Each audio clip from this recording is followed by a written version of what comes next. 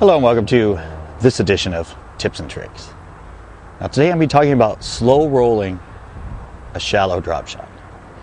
Now I know most people think of the drop shot, and the tradition is with the drop shot, you're thinking deep water. You're thinking going down 15, 20, 25, 30 feet. But there's a really good technique for the drop shot in extremely shallow water. I came up with this technique here in this pond.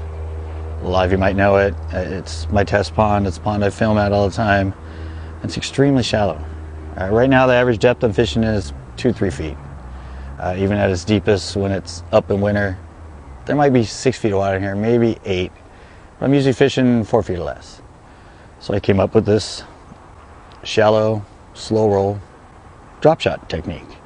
And I'm actually using this right now. I actually have 14-pound line. It's not necessarily a light line, which most people think of a drop shot, and that's because there's a lot of stumps in here. Sometimes I might catch something with the hook because of the angle and that. So I've been using 14, sometimes 12.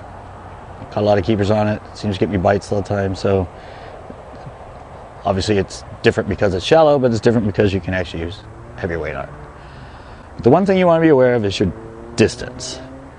Now when you're out there deep, you put it 8 inches up, foot up, and you're working it kind of parallel and just kind of dangling it, so your worms pretty much stay in that depth.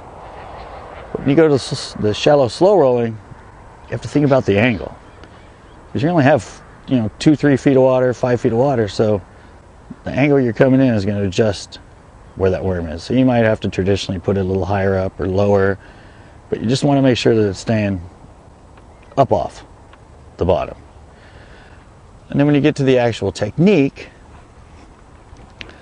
there's a few things you're going to need to know. First off, you put it out there. And when I first started doing this in here, I would keep my rod up pretty high, but I kept kind of just, bouncing it, and I would reel down and kind of bounce it, reel down. What I found is when I put that little flack in, it would dip down, it would catch stuff on the bottom, I'd find stuff on the worm. So what I started doing was holding my rod up, good 11, 12 o'clock, and I just keep a constant slow roll on the reel. And I'm working it up and over anything on the bottom, like a stump or a rock. Then every once in a while I just give it a little jiggle. But I'm keeping a nice steady reel on it. And then I'm just jiggling it. And keeping a nice steady reel and just jiggling it. Now of course when you get a fish, since your rod's high, you might have to drop down a little bit for a sec before you set the hook. But that's where the heavy weight comes in. Like I said, traditionally drop shotting is lightweight, but you want at least a 3/8, a quarter, maybe even a half.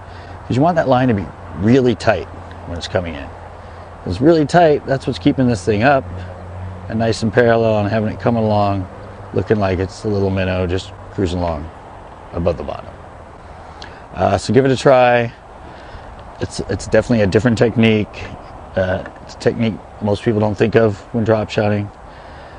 Shallow, slow rolling a drop shot. Evidently, Jonathan Van Dam, in his first win as an elite pro at Michigan, did it in 5 feet or less of water on a drop shot. So the trick's been out there. It's obviously a pretty secretive trick. I stumbled onto it. I stumbled on it about 2 months ago. Just read that he did this. So give it a try. Slow rolling a shallow drop shot. I hope this helps. Until next time.